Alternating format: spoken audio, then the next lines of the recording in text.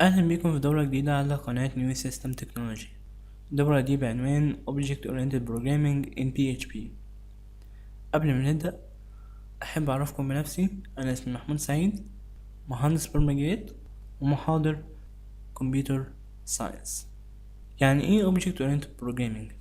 هو إنك بتستخدم كونسبت في البرمجة يخلي الأكواد بتاعتك أقل في الكتابة ومرتبة ومتوافقة مع كل السيستمز أو المواقع اللي انت ممكن تطورها بعد كده. بمعنى انك لو انت عندك سيستم طورته قبل كده او موقع شبه مثلا ماركت الكتروني، فانت بتستخدم مثلا ايميل سيستم.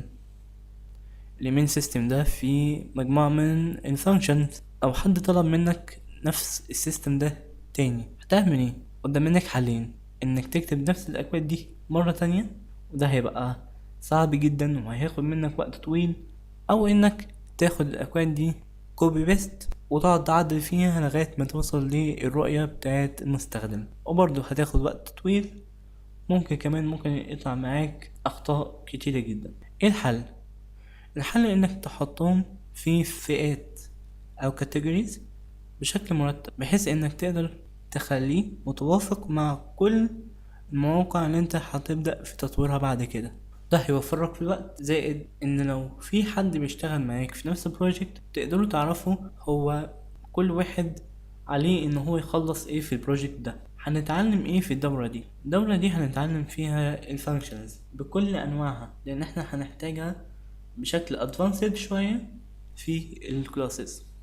هنتعرف على classes وازاي ننشئ class، وكمان هنتعرف على ال properties and methods، وهنتعرف على special methods هتكون موجودة في الكلاسز شبه constructor و destructor، وهنتعرف على concept ال encapsulation اللي هو بيحتوي على access modifier شبه public و protected و private. من أهم ال concepts كمان اللي احنا هنستخدمها وهو inheritance. هنتعرف ازاي نورث class لكلاس تاني، نورث منه الصفات والسلوكيات methods and properties، بحيث اننا منعيدش كتابة الكود من تاني. وده كمان من اهم مميزات ال Object Oriented Programming، ان انت بتقلل في حجم الكود. طيب هنشتغل في الدورة دي بس كدورة تعليمية ولا هنعمل بروجكت؟ هنعمل بروجكت ده هو validate project. هيبقى عندك forms، وكل فورم شبه ال contact us ولوجن وساين بتقدر ان انت تتأكد فيه من صيغة الايميل، صيغة الباسورد، صيغة ال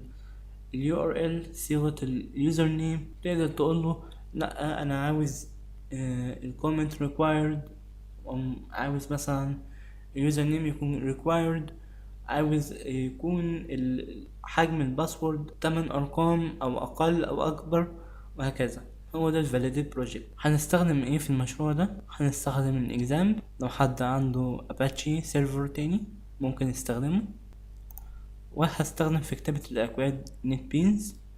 لو حد عنده IDE او اديتور تاني ممكن هو يستخدمه. انا منزل نت بينز كامل.